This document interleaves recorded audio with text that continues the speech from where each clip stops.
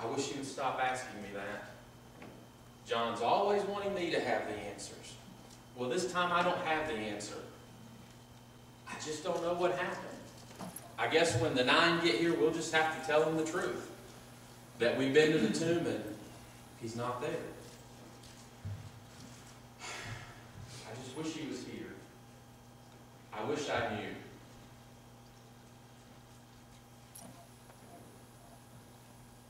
But you know, I think I do know. I think I've always known. I think I knew from the very moment I met him. When my brother and I were fishing by the sea, casting our nets out, this mysterious stranger comes and he says, "Follow me and I will make you fishers of men." We did. We followed him. At least physically we did. I never was very good at listening to him, though. I think the more Jesus talked, the less I heard. But I sure was glad to spend 3 years with him. Oh, what I saw in those 3 years. You know, the first time Jesus was ever in my home, my mother-in-law was sick. And he reached out his hand and touched her. And when he touched her, her fever was gone. Can you believe that? Just a touch from his hand made the sick better. I was with him when he cast out demons. I saw him make blind people see. I saw him make lame people walk. I was there when he took less food than is left over on this table right now. And he fed 5,000 people. Not only did he feed those 5,000 people, there was more than enough left over to do it again. He was amazing. Perhaps the most amazing thing I saw was when he stood outside the tomb of a dead man. His friend Lazarus had been dead for days. His body stunk. And Jesus stood outside the grave and he said, "Lazarus, come forth." And a dead man, wrapped in grave clothes, struggled to come out of the tomb. And he embraced the Master. What an amazing thing. I am so grateful that Jesus let me spend such a short and precious time in his presence. Jesus always knew what was about to happen.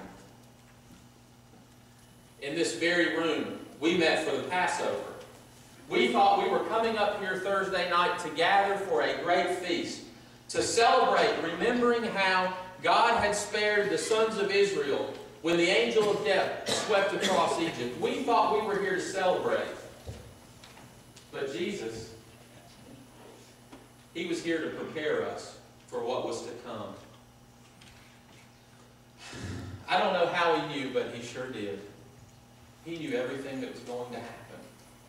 He even knew that Judas, who sat at the end of the table, Judas, he knew that Judas was going to betray him.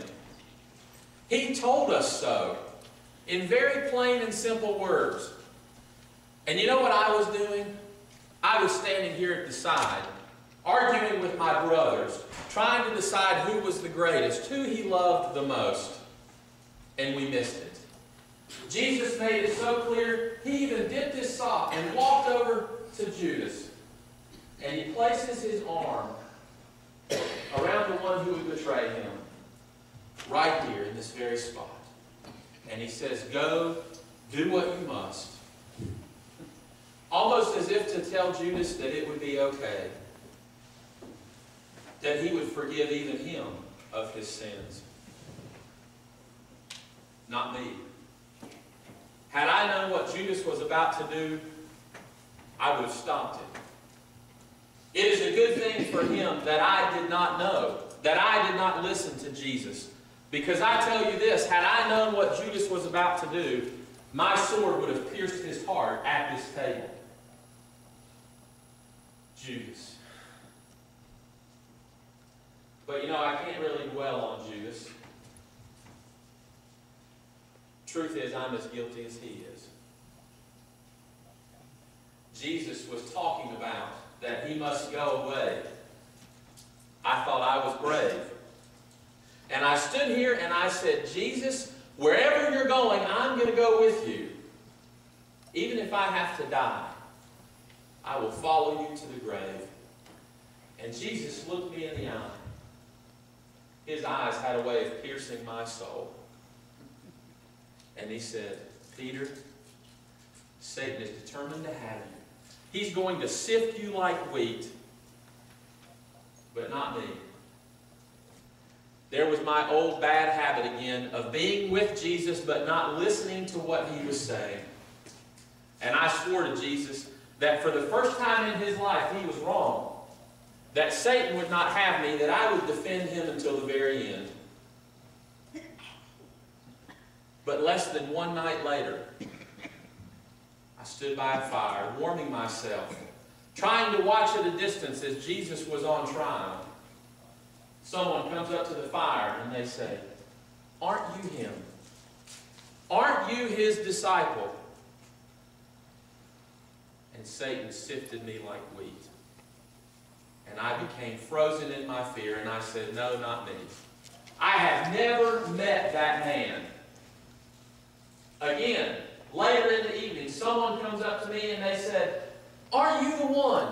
Aren't you the one that defended him in the garden and cut off the soldier's ear? And I said, no. Satan sifted me again, just as Jesus said he would. And I denied I had ever known my master. A third time that night, I denied him. And then I remembered the words that Jesus said. Before the cock crows 3 times and the sun comes up, you will have denied me. And then I heard it, just as he said. It was in this room, at this very table, that Jesus talked about what was about to happen to him.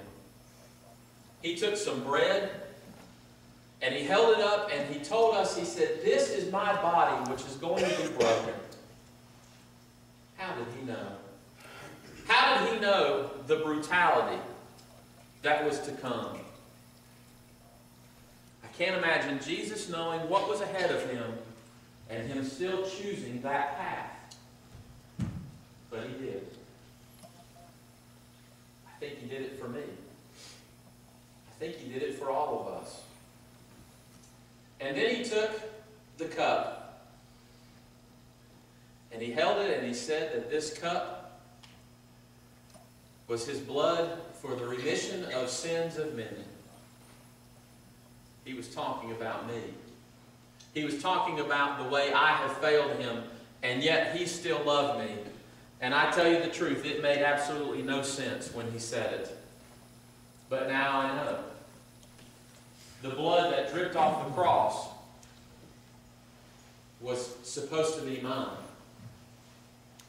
But he did it for me because of his love. It's amazing to me that Jesus knew everything before it happened, and he still chose that path.